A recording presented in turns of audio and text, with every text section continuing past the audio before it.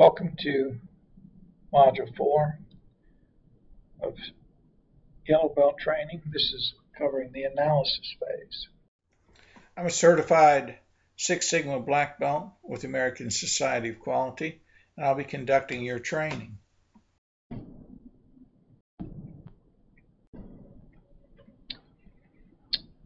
Process mapping is used in all phases of Lean Six Sigma.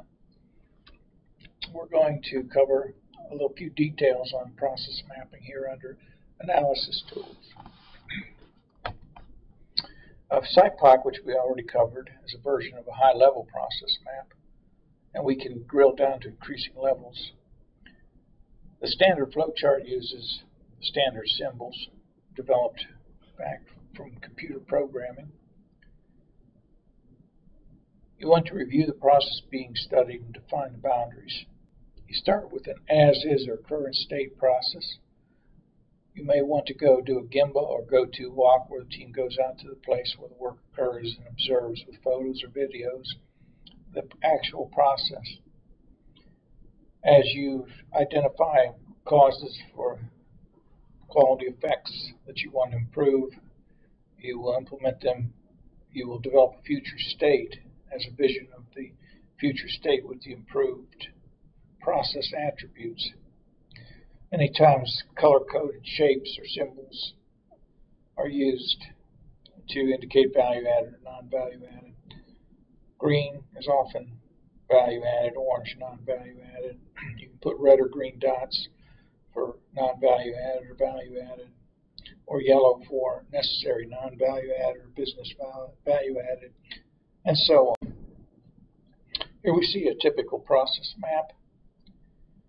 The second process map in the lower part of the screen is a swim lane flow chart. It's very popular. And we see we have steps in the process there. The top one identified as value-added, non-value-added, and inspection is necessary non-value-added. Process maps usually start with green and end with red. As you map out a process, you want to look for wastes. The classic categorization of wastes are the 8 wastes from Lean, and one useful acronym is they spell downtime. We have defects that require repair or correction is a waste. Overproduction, producing more than needed by the process step, is a waste and counter to the concept of one-piece flow or pull through a process. Waiting, of course, dead time is preventing productive work. Not utilizing employees, not using their knowledge and skills, particularly with respect to Lean. It's expected that management will listen to the employees who know the process, know what the pitfalls are, the dangers, the inefficiencies, and use their knowledge, skills, and abilities in team-based problem solving. Transportation is moving material around, the product around. Inventory is storing in process, finished product. Work in process that inhibits one-piece flow, and it's a waste of materials. Motion is movement of people, including body movement, moving around the work area. And the distinction between transportation and motion there is usually that transportation is moving material around and motion is the motion of people. And then excess processing, work performed that adds no value to the customer. These are your classic 8 wastes, as helpful again to remember was downtime. With respect to process maps, the one thing you'll be wanting to look for in process maps are root cause of quality problems or root cause of waste. Anything that, of course, doesn't add value to the product is non-value-added activity, as we discussed before. That's useful work that transforms the product somehow, and it's done right the first time, and the customer is willing to pay for it. Non-value is everything else. There's a great deal of necessary non-value-added activity that is required by government and the laws of physics, and that you have to do a certain amount of non-value-added activity to get anything done in the process in reality. Some of it is required by the business. So really, when you get down to percentages of value activity in the 60-70% range, you have a very fine functioning process. Processes that haven't been worked on for waste are liable to have non-value activity in the order of magnitude 95%. Now, a lean term is value stream. It's all the activities and information and flow of that information necessary to design a product or produce a product or service to the customer. So it's everything from the customer order, all the information and activities necessary to make that product and deliver it back to the customer. That's called a value stream. It's a process flow for a particular product or service. And a value stream map is a visual diagram of these activities. It's a form of a flow chart, and is to identify waste, flow, and constraint issues. So traditional tend to be used for identifying root cause of quality issues to some extent, and these value stream maps are specialized flow charts that really designed to root out constraints and waste. You can use there are versions of a flow chart, and you can use one or the other for the same purposes. But a value stream maps do have their own set of nomenclature that's a little different than the traditional flow chart symbols.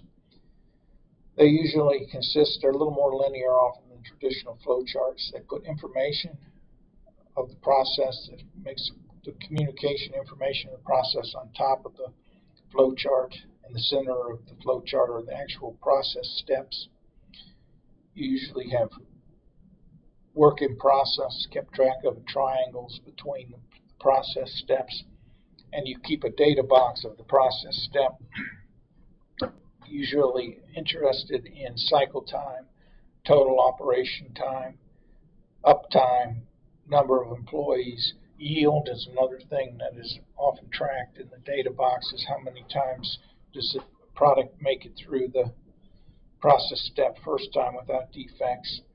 And any other data of interest for a process is kept in a data box below or as part of the process step. Also, we keep one way of often these value stream maps have a step graph below them that shows value added time versus non-value added time to get a visual representation of the percentage of value added time versus total time.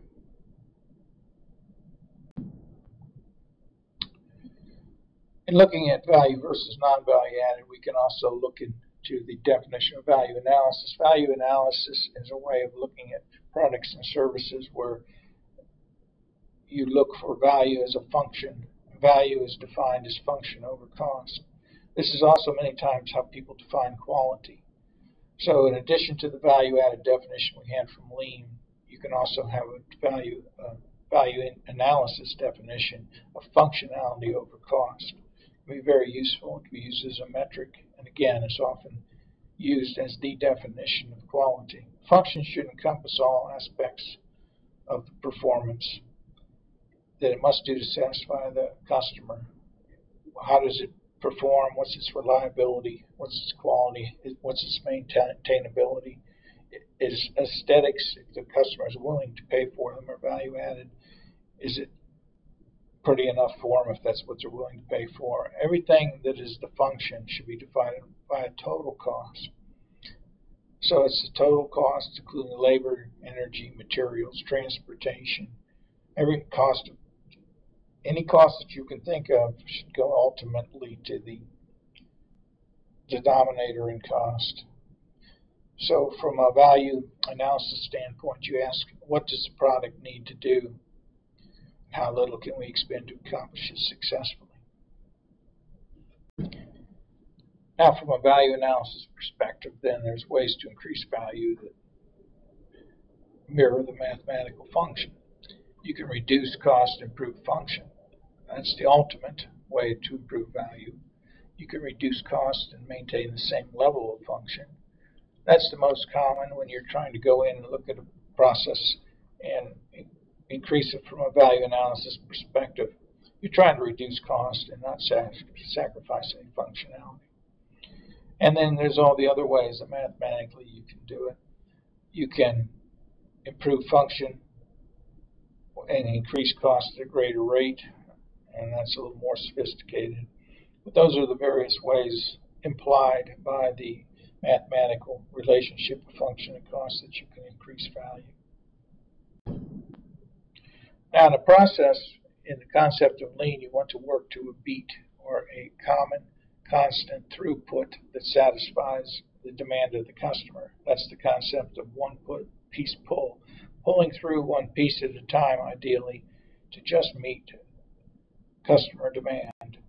And that uses a beat or a tack time, available time over average demand. And you want to seek to balance the flow and load of the process so it has a constant tack time throughput. Kanban systems are visual signals to pull material through one piece at a time to the maximum extent possible. What we have bins or supermarkets of materials, and then out of those we try to pull just the minimum amount of work in process per process step to keep the process flowing. We don't want to have too much build up at any one process step.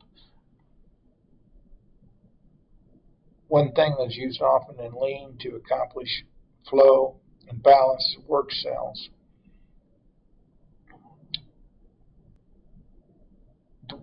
The way to minimize WIP is the system works to the constraint of the slowest, weakest step. So your constraint, your slowest process step, is what you have to measure your system to or balance your system to. Is the bottleneck.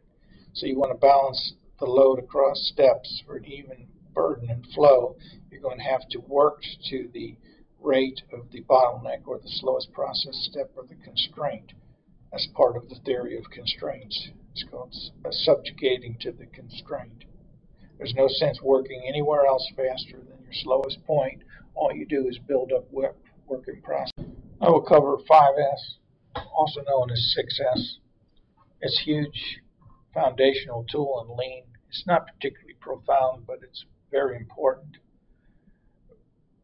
It was developed by the Japanese. It's called both 5 and 6S, and it's the same thing basically. It's a systematic approach to remove clutter from the work area and organize the workplace to help prevent defects and improve workflow.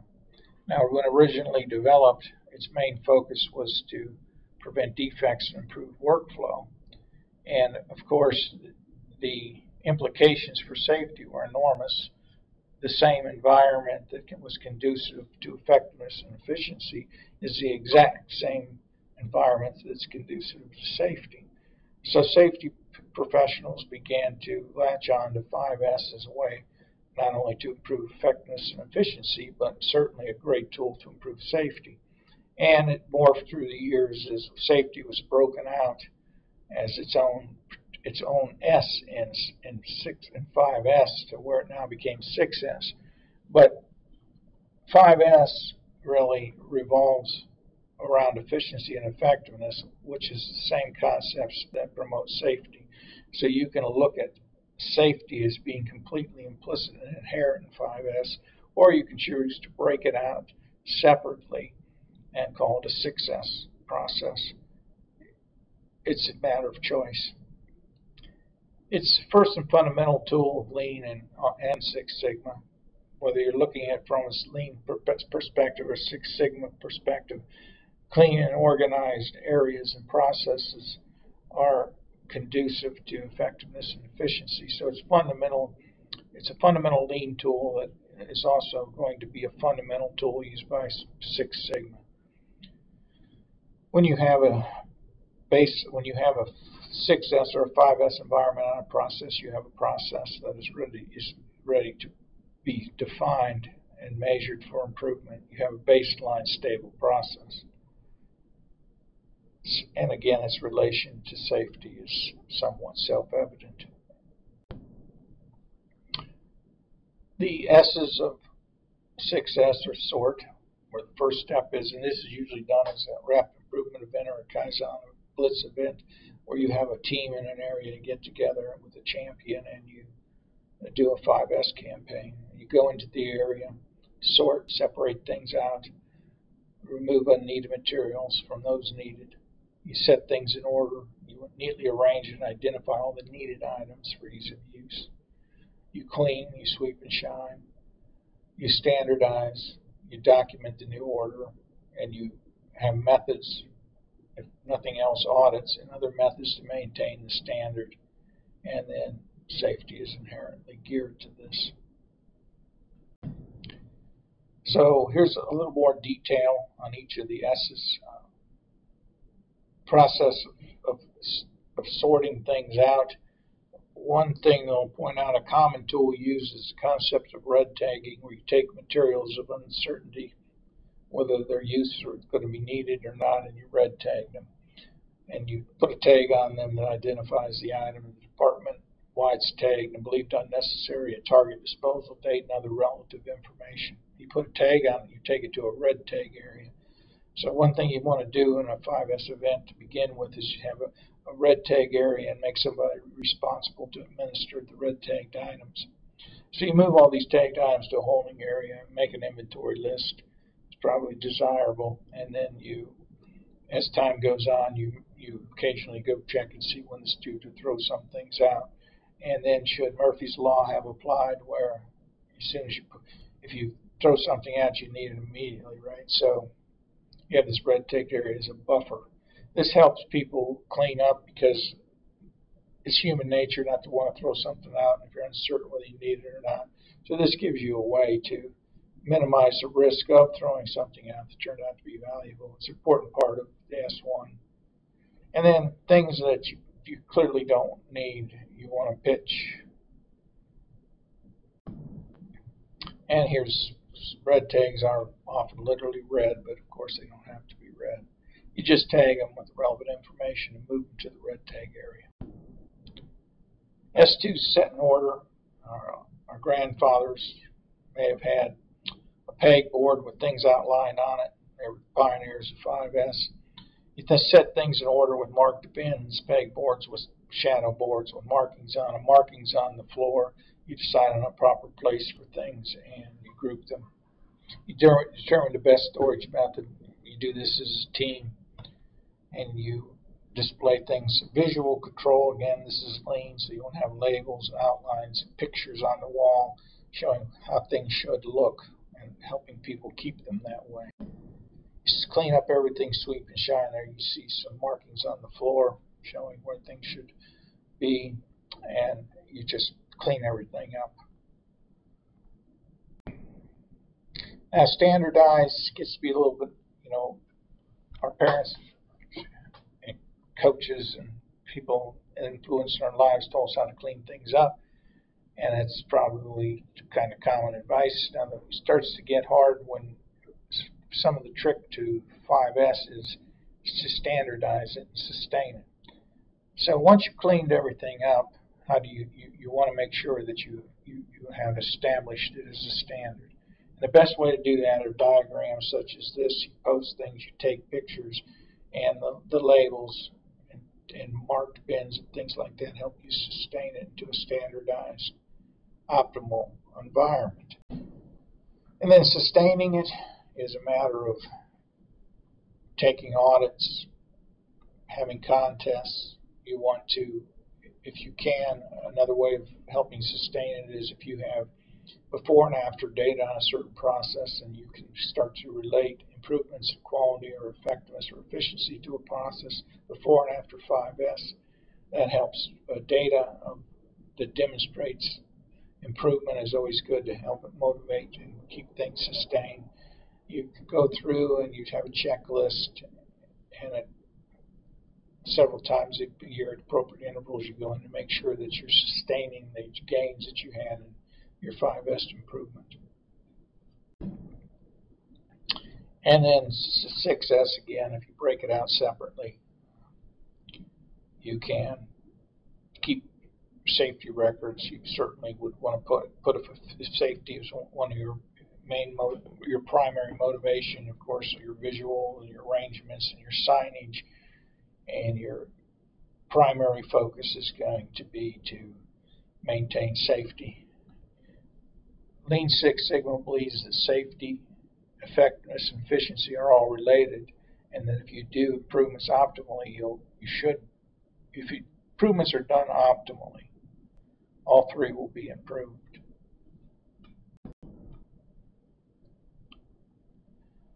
So 5S is fundamental. It helps you organize your workspace, benchmark your processes. People can work faster, safer.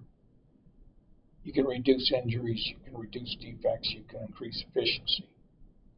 And 6S or 5S is somewhat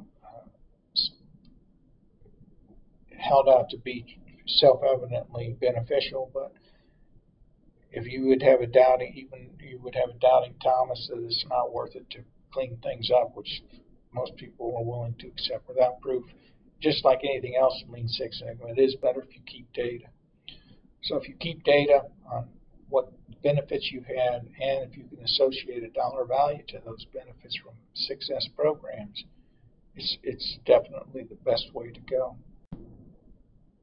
Here's an example of what could be many types of example audit checklists, where you might have a checklist where you go through and you have checklist items and you can score it with respect to sorting and being in order and clean, and is it standardized, has it been sustained, what's your safety scores, and you can go and you can score it, you can get a 5S score. And this is a way of giving you a measurement, which is, of course, is essential to improvement, that you can use. It's a relative measure you can use going forward to gauge and maintain your 5S, 6S program. Now we're going to go into a process analysis tool that's very important. It seems to have a name that is more intimidating than probably it really is. Failure modes and effect analysis is an extremely powerful tool used in all phases of DMAIC, from design through improvement through control. FMEA is failure modes effect analysis, where you look at a failure mode, the cause of the failure, and the effect of it. It exposes process problems that may result in defects in the product or service that reduce efficiency. Can be used, certainly is highly used in safety analysis and risk analysis. Not only does it give you a reasonably good measure of this current state, but then it also gives you a way on the FMEA form itself to document the risk assessment and the mitigating plans that you had. So you have a documentation of the current state, a plan for the future state, and a documentation of whether or not the future state was implemented, all on one form, as we'll see, which is very nice. Gives you a measure. It's a subjective numbers, but it's semi-quantitative. You assign numbers and you can rank risks with actual numerical values. It's a relative risk. It gives you a risk priority number, and that's relative. There's no absolute numbers to compare it to. The expert judgment by knowledgeable stakeholders is the primary basis for analysis. Now, in typical FMEA, now the more high consequence the failure modes and effect analysis, the more expert judgment is backed up by facts and data. So if you were to flag high risk items, the higher the consequences, the more data and facts that you want to have behind all of the scores and rankings in the FMEA. There's types of FMEA. They're all basically the same, except in their point of application. You have process FMEA. You can run a process steps through it, brainstorm failure modes at various steps in the process. You can do that various brainstorm failure modes for various parts or function of a product or service, or you can walk through a system and look at potential failure modes in a system, or you can use it for a project. If you have a large high consequent project, you can walk through the work breakdown structure for failure modes. It's very versatile. The key definitions of failure modes and effect analysis is severity ranking. How significant is the impact of a given effect? Usually the rankings are 1 to 10, sometimes 1 to 5, traditionally 1 to 10. So a 10 is usually always involves severity of death or personal injury, and then medium severity are less hazards, injury but not death. It's all subjective. You have to define your elements of severity and the rest of these parameters at the beginning of the FMEA. The occurrence is that how probable is it that it can occur? Is it highly likely? And you can assign literal probabilities to it based on data. So you can say that low probability is less than 1 in 100,000, for example, or high probability is 1 in 10. You can define this. Many times you don't need to be too rigorous in your definition depending on your use, but you give it a ranking of how likely it is to occur. So a 10 would be it's very likely to occur, and a 1 is not very likely to occur. Detection is how likely will the system detect the cause or detect the failure. So if it's highly detectable, that means that you're going to catch the problem before it happens or does much harm. So this one's a little tricky in that the better the detection, the lower the number, right? So keep that in mind. Severity is the more severe the failure, the higher the number. The more probable the occurrence, the higher the number. The more probable that it can be detected before doing great harm, the lower the number. So watch that one. So detection mitigates or prevents it from happening. You score based on that. And you get a risk priority number that is severity times probability occurrence times detection. So you can see why the better the detection, the lower the number, because if it's highly detectable, then that nullifies the severity a little bit, so you get a lower RPN. So the higher the RPN, the worse the risk. This is a typical FMEA worksheet. You put the process, product, or service item there in the far column. You write its potential failure mode. You write the effect that it has when it fails on the customer. You give it a security ranking. You do a potential cause and the probability of that occurrence, and what controls or deterrents is in the system that will prevent or mitigate the failure if it should occur. And then you get a total risk priority number. You can put it in a Pareto. You can see which the highest numbers are. One caution, it's important to realize that you don't just take the number and go blindly by the number. You have to make some judgments about the risk priority number and also the severity. So things with a high severity should get your attention and you're going to make sure that they're under control and they're not a problem in the process, even if they have a low RPN. So you don't blindly just go by the magnitude of the number, but it's a guideline to help you prioritize risk. But you certainly want to make some value judgments about the types of risk you have in there, and not just go absolutely by the number. So after you've decided with the use of this tool, looking it over and looking at your severities and your magnitude of your RPNs, you want to go through and make recommended actions for those items that you feel need to have a lower risk priority number. You assign a responsibility and date, and then once the action is taken, you can log that the action was taken, and you should be able to rescore the RPN and show an improvement after the risk mitigation plan is put in place. Again, this is usually done as a team event. Here we see a simple example of root cause analysis where we've got some RPN scored. We have a failure mode. The customer does not dispense cash. The machine doesn't dispense cash. The customer is very dissatisfied. unhappy customers in 8. The reason was the machine was out of cache. The probability of occurrence apparently in the current state is pretty reasonably high at a 5. And the controls. There is an internal low cache alert that may get flagged and prevent this from happening, but apparently it's not very reliable, so we get a 5 for an RPN of 200. Now, this particular example has a criticality score also. As I mentioned, you don't want to blindly go by the RPN number, but you also want to make some judgments about the severity of the concern of the risk based on severity. And one way you can do that is a variation of this. It's not covered in this training, is criticality analysis, but certainly you can also look at just the severity and the probability of occurrence and take that product and get a criticality index as another weighing factor in addition to RPN to get a feel for which risks you want to take action against.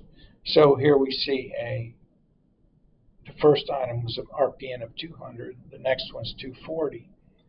So you might be, if you were just going and Paretoing and looking blindly at RPN, that your most significant risk was the second item there, but actually it has a lower criticality score. So you don't need to go blindly by the numbers. Now, as we mentioned before, the DMAG is a scientific method, or PDCA, are scientific methods where we want to get to the root cause of a problem. And so we can fix that problem in a way that will be sustained. We covered ways to get to the vital factor or the constraint or the root cause, 5 whys, and a fishbone diagram or cause and effect diagram is a form of root cause analysis where you go down to try to find causes that are actionable, that you can get data on, that you can demonstrate are principal causes or vital factors to the problem so that you can fix them and obtain substantial and sustained results. We covered the 5 whys. You asked 3 or 4 or 5 times why, like a little kid, why is sky green? You just sky blue. You keep asking that till you get to what you believe is an actionable cause.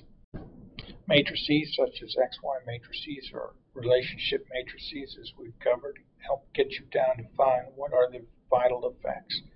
Again, we see here a matrix diagram that we've gone over before where you have a higher, medium, or low relationship between a learning objective and an educational module to help you form the vital relationships that will help you to get to root cause improvement. Barriers and age charting. Again, this is a graphical version of force field analysis to display potential cultural barriers to a project. So again, when we talk about using tools to get down to a root cause, we need to find out those factors that will prevent us from achieving our success, or those factors that will allow us to get the most improvement out of our efforts for a problem. Now we'll cover basic distributions. Now this curve is the normal or Gaussian distribution. It's a baseline for continuous improvement. It's a baseline for continuous probability distributions. That tells the probability of any observation will fall between any 2 limits or beyond a limit or short of a limit.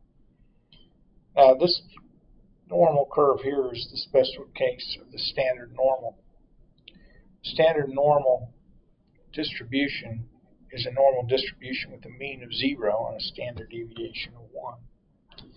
You can compute a z-score, or you can find the distance on the standard normal curve of any point from the mean in units of standard deviation. So z equals x minus mu over standard deviation. So you can find the distance from the mean to any point in measurements of standard deviations on the normal curve.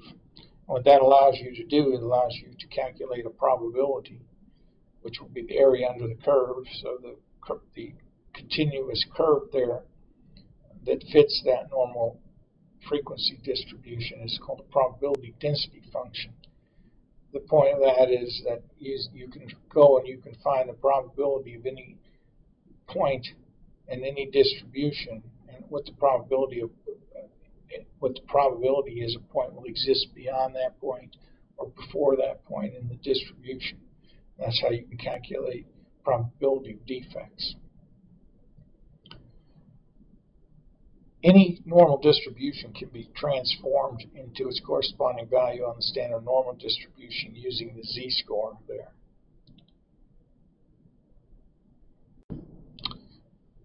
So when you have a normal distribution, any normal distribution, whether it's the standard normal or not, it's important to realize that 68.3% of the data falls plus or minus 1 standard deviation from the mean.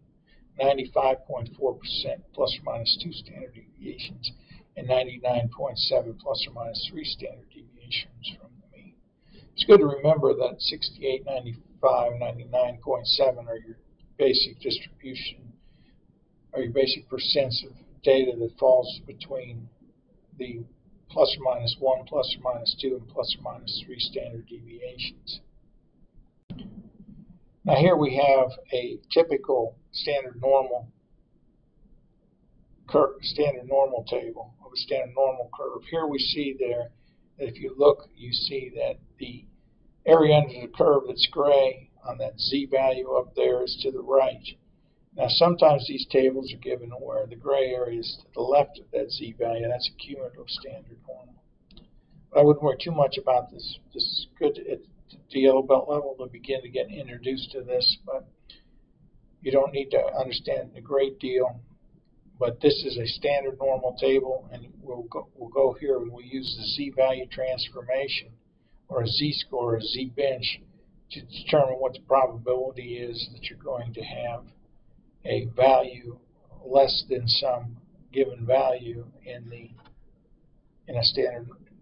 normal distribution. So let's do a little example to help us start to begin the journey of understanding z-scores, benchmark z's. Let's say you have a normal distribution with a mean of 40 and a standard deviation of 5. What's the probability you'll have a value greater than 46? Typical type question using normal distribution. Well, first thing we would want to do is transform it in.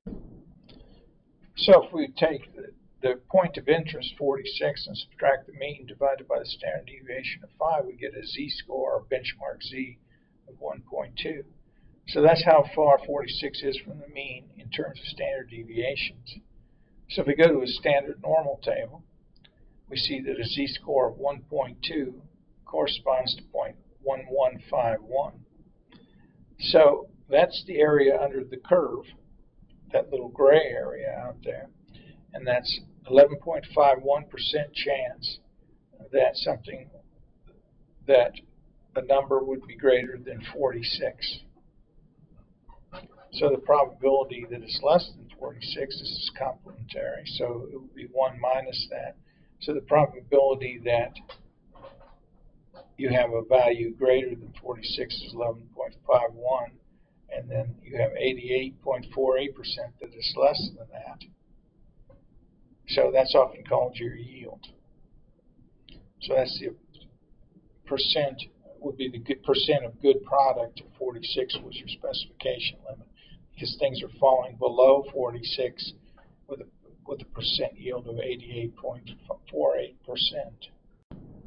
Now you can turn a benchmark z-score into a sigma level for various reasons that are historic. Traditionally, for a formal definition of sigma level, which is actually a capability, we take the calculated value, and many times we assume that that's long term. So the traditional way of calculating sigma level is to add 1.5 sigma to it. So in this case, we had a yield of 88.5%. So we see there we have a sigma level of 2.7, where our benchmark z was 1.2. We add 2.7 to it, and we get a sigma level of 2.7.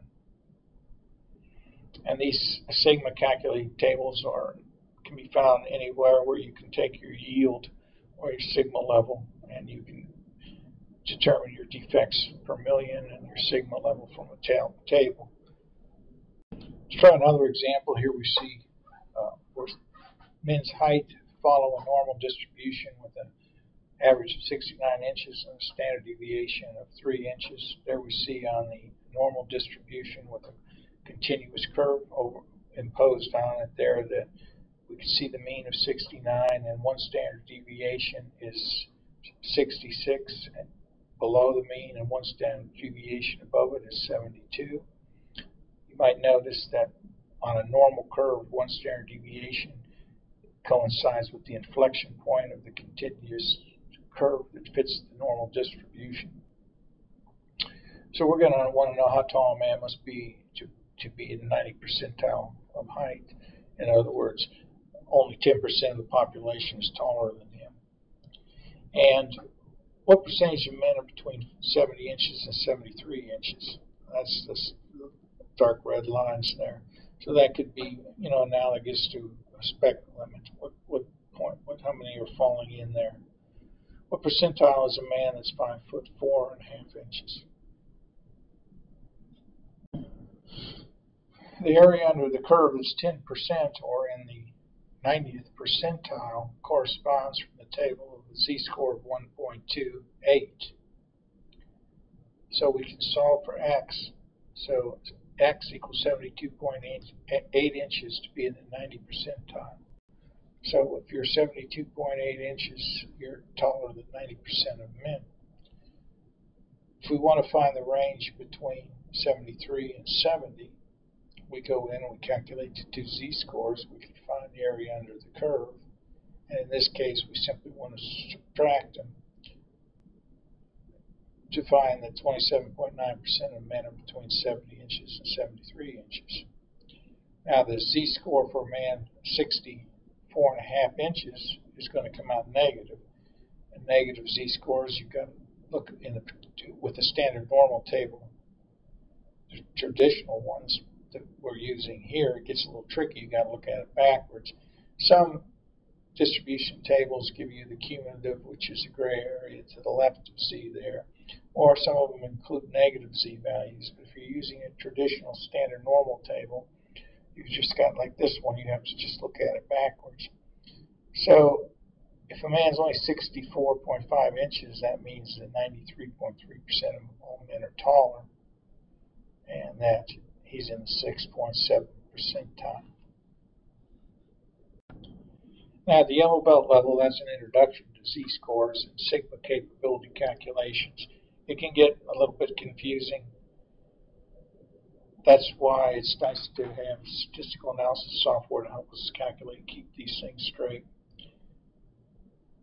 There won't be a lot of rigorous questions on calculation of z-scores and capabilities at the yellow belt level. Now here we have the two, on basic distributions and data analysis, we have the two basic types of data.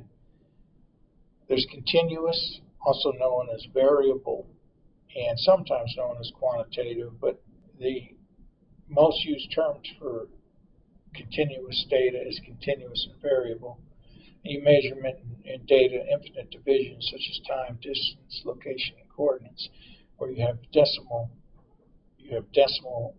representation of your numbers, 4.628 inches, etc. Now, qualitative, or attribute, or discrete, or categorical, it could be any of those names, is count data, such counts of errors. It's often binary, one of two values, pass or fail, yes or no. Forms of categorical data are ordinal, where you have short, medium, tall, soft, medium, hard. Or you could have nominal, which is color, such as red, blue, or green. So ordinal at least has a ranking to it, and nominal has none.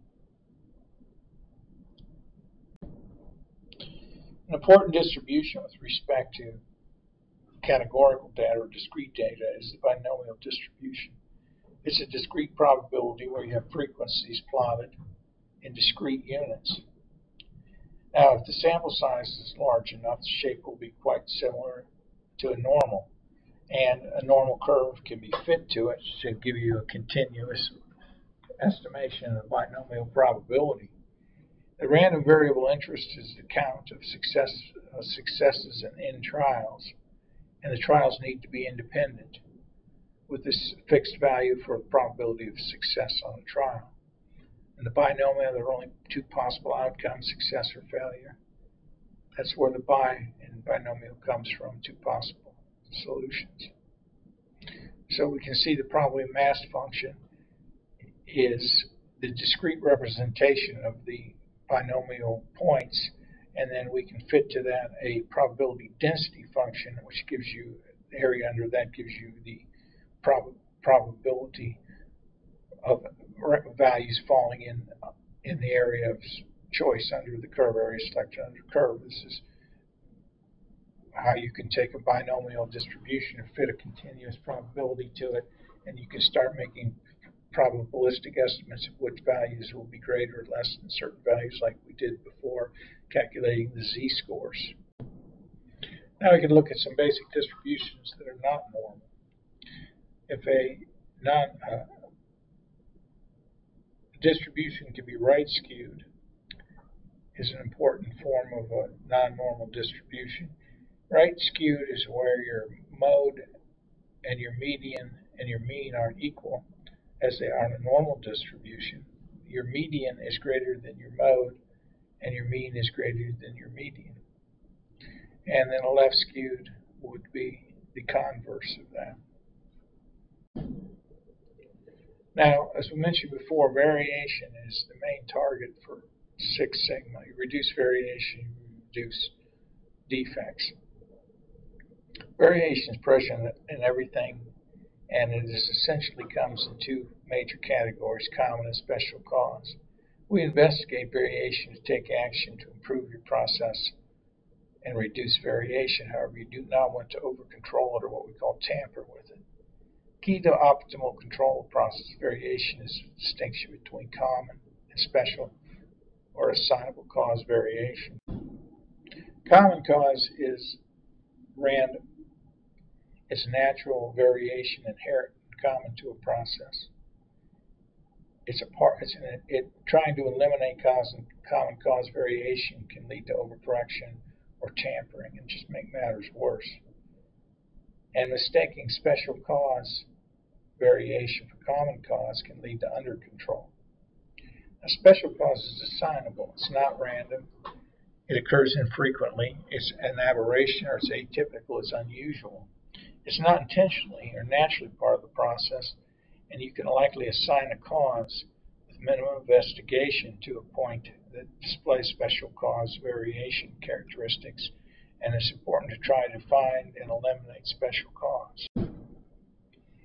So some examples are baking a loaf of bread. A common cause would be the oven thermostat. By its design, allows temperature to drift up and down slightly.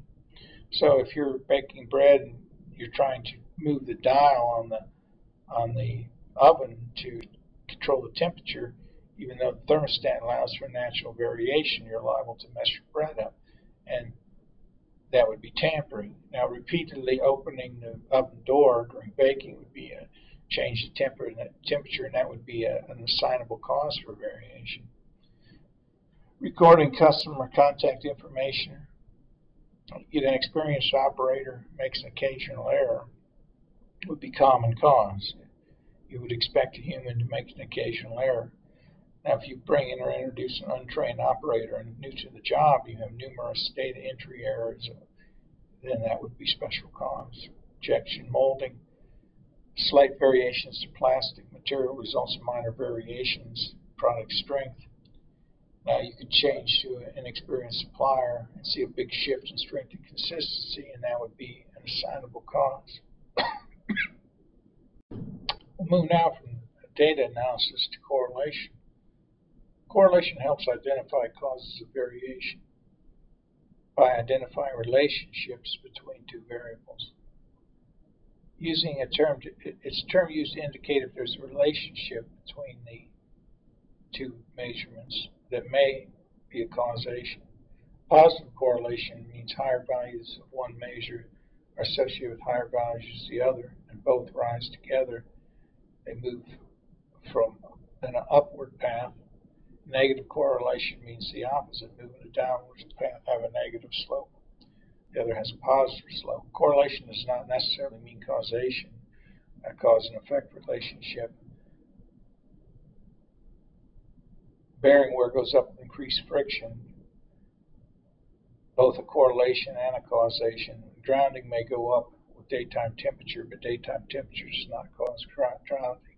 So that's the kind of pitfalls you've got to avoid, is assuming that a correlation means that one is causing the other.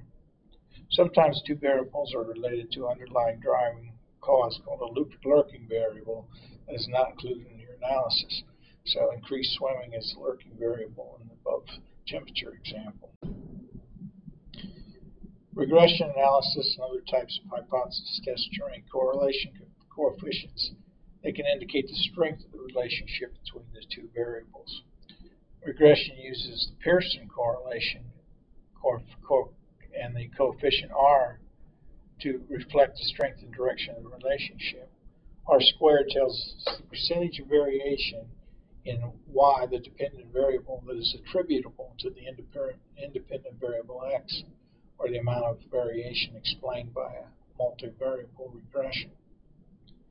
So we see here that R of equal 1 is a perfect positive correlation, and R of negative 1 is a perfect negative correlation. If you have a 0 R and there's no correlation, and R values between 0.65 or negative 0.65 shows evidence of a correlation that's in the possible range. Those are the rules of thumb there shown in the gray box. Regression analysis is used in conjunction with correlation calculation and scatter plots to identify and verify causes of variation and potentially predict future performance based on data from past results. Regression defines the relationship more precisely than simply correlation coefficients alone, and uses data on variables to develop the model of y equal f of x. Simple linear regression uses a single independent variable x to define a dependent output response y. It takes the form of y equal b subscript o plus b1 times x plus e, where bo is the y-axis intercept, b1 is the slope that tells how much x variable affects the output, where the sign on b1 determines if it's a positive or negative correlation. So it's the algebraic equation y equals mx plus b is often written in traditional algebra books for the equation of a line. Quality texts tend to use this nomenclature instead of y equal mx plus b. So we get, again, r squared is a measure of how much y is affected by the independent x variable, and the Pearson coefficient is simply the square root of that. And that's where we get those values that gave us the rules of thumb in the previous slide. A multiple regression uses the same principles as simple regression, except you're looking at the impact of multiple x predictor variables, one output y. And that's the form of a multiple regression equation. Now, with respect to regressions, terms that may come up to become familiar with them that may probably not be too rigorously tested at the Y-belt level is multicollinearity, which occurs when two or more predictors in the model are correlated and provide redundant information. So they're confounding variables or they hide each other. Example of multicollinear predictors are height and weight of a person, years of education, income, etc. The consequences of high multicollinearity is potentially confusing and misleading results as a result of that's what happens when you have multicollinearity. And you have measurements in regression, such as variance inflation factor that indicates a problem in redundancy. This is probably generally, for the most part, out of scope at the yellow belt level. You may just recall these terms. If there was a question on this, it would be fairly broad. Now let's go to testing of hypothesis testing. Hypothesis testing is a branch of statistics that uses probability to determine whether a particular value of interest is contained within some calculated range. It helps identify and verify causes of variation, whether the variation falls within or outside a confidence interval. That determines whether you conclude that two distributions or two things are really different, two treatments or distributions are really different. A common application of hypothesis testing is to see if two means are equal. Because of variation, no two sample data sets will ever be exactly the same, even if they're from the same population. So hypothesis testing will tell you if the difference you observe are likely due to true differences in two underlying populations, or they're due from random variation from the same population. So that way you can tell if any improvements that you made, or changes you made, really had a difference, and you're not mistaking random noise for a change in the process. Some terms in hypothesis testing, we have the null hypothesis. It's a statement being tested to determine whether or not it is true. A typical null hypothesis is shown there, where mean 1 is equal to mean 2, or mean 1 minus mean 2 is not equal to 0. That's the same statement, the same hypothesis. We assume the null hypothesis is true until proven otherwise, so we have enough evidence to prove otherwise. The results are usually presented in deliberately precise language. We either reject the null hypothesis or fail to reject the null hypothesis. And the distinction there is, and that's an important distinction to keep in mind as we talk about null hypothesis testing. The alternate hypothesis is the statement we accept if we reject the null hypothesis. Typical, or M1 is not equal to M2, mu2, which is the means are not equal. When we reject the null hypothesis, it infers that the alternate hypothesis is accepted under the probability conditions used to reject the null. We do not prove or disprove a null hypothesis. We can only reject or fail to reject a null hypothesis based on a certain probability. So keep that in mind as we go through this. Not rejecting the null does not make it true. It also depends on the power of the test, as we'll talk about here.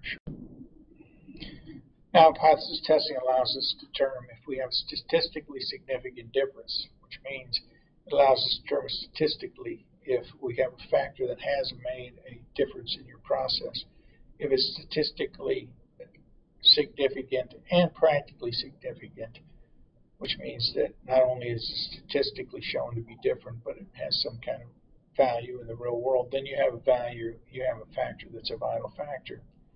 It tells us if two sets of data are truly different, a certain level of probability confidence. It tells us if a parameter, such as a mean or standard deviation, is different for two populations or from an expected value. It allows a measure of strength, probability of our conclusion being right or wrong. And usual assumptions of hypothesis testing is there's independence between and within samples, that they've been randomly selected, that the data is normally distributed, and usually will have an unknown variance, but not always. Now, confidence intervals are key to hypothesis testing. A calculated value from a sample, such as a mean or standard deviation, will not be exactly the same as the true value of the population or of another sample. So when we take statistics out of a sample, it's not going to match the parameters of the true population until we've taken 100% of the sample or all of the population, but it gets closer and closer. A confidence interval is a range of values calculated from a data set or sample set that gives us a probability that the true value of the population is within that range. A confidence interval is an estimate of plus or minus margin of error in the parameter of interest, typically a sample one population mean. Saying that a 95% confidence interval for a mean is 35 plus or minus 2 means that we are 95% certain, have a 5% of being wrong. That's the true mean of the population lies between 35 to 37. As with much of Lean Six Sigma, we now rely heavily on statistical software, which gives us confidence intervals. And some things to keep in mind are they're based on percent of values lying within increments of the standard deviation. The z-standard normal distribution is used with when the standard deviation is known. The t-distribution is used with unknown standard deviation, which is the usual case. And the t-distribution widens the confidence level somewhat as compared to the z-distribution. The difference between z-based and t-based calculation is not big enough for concern in many applications of process improvement, but when you're using smaller sample sizes, it is traditional and it is more correct to use t-values. We're going to cover the terms and concepts of type 1, type 2 errors, confidence intervals, power, and p-values. Now, type 1 error is alpha risk or producer risk. It's rejecting the null you should not. It's used in hypothesis testing, and it's the maximum acceptable level of risk for rejecting a true null hypothesis. This expresses probability between 0 and 1, and is frequently referred to as the level of significance. And this is set before the beginning of the analysis. Now, type 2 error is beta risk or consumer risk. You do not reject the null when you should. This may cause you to miss a significant effect or defect. You treat two solution options identical even though they're not. Now, the standard alpha level is 0.05, which gives you about only a 5% chance of a type 1 error. And power is 1 minus beta. Power levels of around 80% are greater are usually acceptable. Power is a function of the level of difference you are seeking to detect, so it's your sensitivity. So if you're trying to find very small changes in the mean, for example, you need to have a greater power to do that. To reduce beta risk, you can increase your sample size, or you can increase the sensitivity of the differences you will tolerate. Power calculations, relatively speaking, are not straightforward. In tables, software, or operating characteristic curves assist in identifying your beta risk and the resulting power result of your test resulting from. Now, p-values is the probability of making a type 1 error, and p-values range from 0 to 1. Before conducting any analysis, determine your alpha level, and a commonly used value again is 0.05. If a p-value of your test statistic is less than your alpha, you reject the null hypothesis. One way of remembering this is if p is low, the null must go.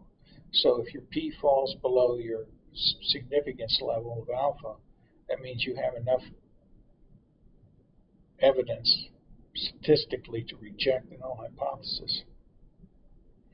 P-values are used in many areas, statistics. The key is to understand what the null and alternative hypothesis represent in each test, and then use the p-value to aid in your decision to reject the null. So here we have a table of type 1 and type 2 errors. You have a true state, and you have a conclusion. So if the null hypothesis is true, and you don't reject it, you have a correct conclusion. If it's true and you do reject it, you have a type 1 error. Or if HO is false and you accept it, you have a type 2 error. It's true and you should have rejected it. If it's false and you do reject it, you have a correct conclusion. Now, we're going to go over, there won't be a lot of specific questions about the various hypothesis tests at the yellow belt level. You should be aware of them. Let's go over some examples. We have a t-test, one sample t-test. A statistical test allows analysis of an average of a process based on the t-distribution. You have an unknown standard deviation of the population. You only have the sample standard deviation. That's why you're using the t-statistic. If a standard deviation of population were known, you could use a z-distribution. You compare the sample mean to a hypothesized value. Well, here's an example of sample T. Suppose we had 9 widgets known to follow normal distribution. We take a sample of 9 widgets. The sample mean is 4.7889 with a sample standard deviation of 0.2472 inches. The target mean for widgets is 5.0. Test if the population mean is 5 with a confidence level of 95%. Well, we can use a statistical analysis software and run a t-test. The p-value is 0.034. So p is below our significance level of 0.05. So if p is below the significant level, we reject the null hypothesis. So the p-value is the probability of a type 1 error of being wrong and rejecting the null hypothesis. We have only a 3.4% chance of being wrong, or we would have tolerated up to 5%, or the significance level of 0.05. So anything below 0.05, that and below, is a tolerable risk to reject the null hypothesis. Note that the target mean 5 is outside of the confidence interval from the mean from the data. So that shows that the sample mean of this population is likely, with 95% confidence, only to be as high as 4.979. So 5 is outside of that confidence interval. Another reason we reject the null hypothesis. Now we have sample t-test, 2 sample t-tests to see if 2 populations have 2 samples represent populations with 2 different means or the same mean. So a study was performed in order to evaluate the effectiveness of 2 devices for improved efficiency in heating. We had an N of 40, an N of 50, a mean of 9.91, 10.14, standard deviation of 3.02 and 2.77 respectively.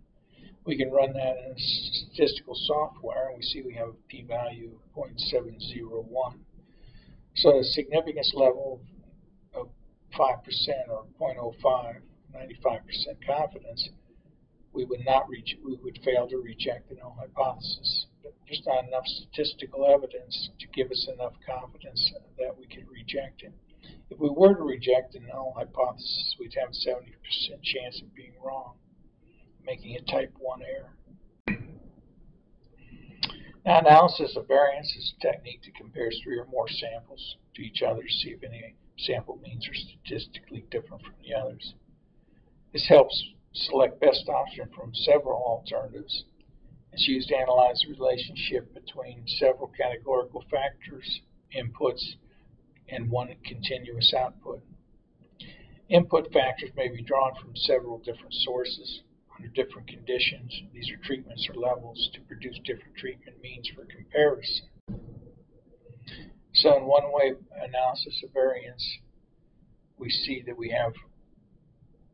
test to see multiple means to see if one is different.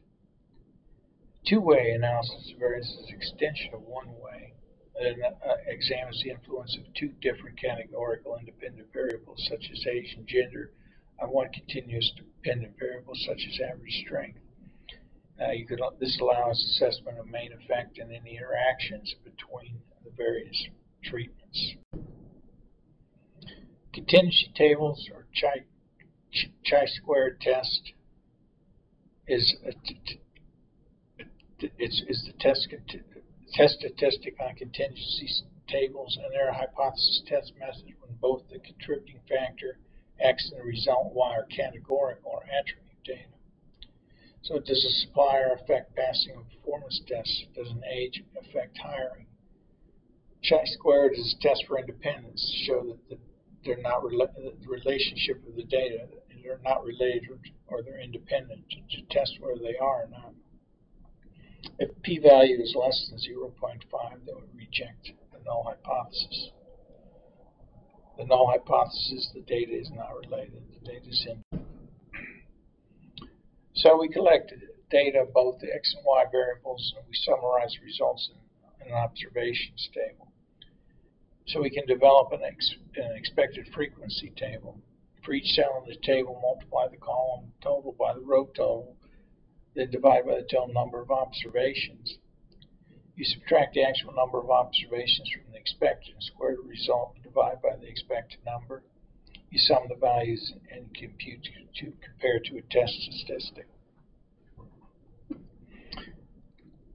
Since the test statistic is less than the critical value, we do not reject the null hypothesis, and the two are not related. The details of doing this are probably not going to be too much detail in expecting to know some of this at the yellow belt level, but you can look at this as an example and be familiar with it, of what chi-square testing does, or test for independences for attribute data, and be aware of its existence. We can also use statistical software to help us calculate to see if there's independence. We can do a chi-square test using a statistical analysis software, or there's also a test of two proportions, which is another attribute test for independence. We see they calculated a p-value of 0.932, which is not near enough statistical evidence to reject the null, and we conclude that there is no, being a male or female is independent of being hired. And we can also calculate the power and sample size. We see that if we're calculating a power for a baseline proportion of 0.17 or 17%, which is around the male and female hiring rate, we see that a sample size of around 230, which is kind of the mean between 180 and 275. So a sample size is around 230 with a desired power of 0.8, which typically is what's desired. We can only really compare to about a 9.1%. So we're only going to be able to pick up about a 7.8% difference between males and female hiring rate with this sample size. So if we were to get a case where the difference between male and female hiring was up to around 8% difference, we would then receive, now we're going to get a p-value of 0.013, which is below our value of test significance level of 0.05. So we only have about a 1.3 chance of being wrong and rejecting the null hypothesis. So when you get a difference as approaching 8%, we can reject the null hypothesis that they're not independent, and it makes a difference whether you're male or female, even at sample sizes of 230 or so. Now, if you wanted to get down and see if you had a few 2 or so % difference between male and females, you'd have to start getting around a sample of 1,000.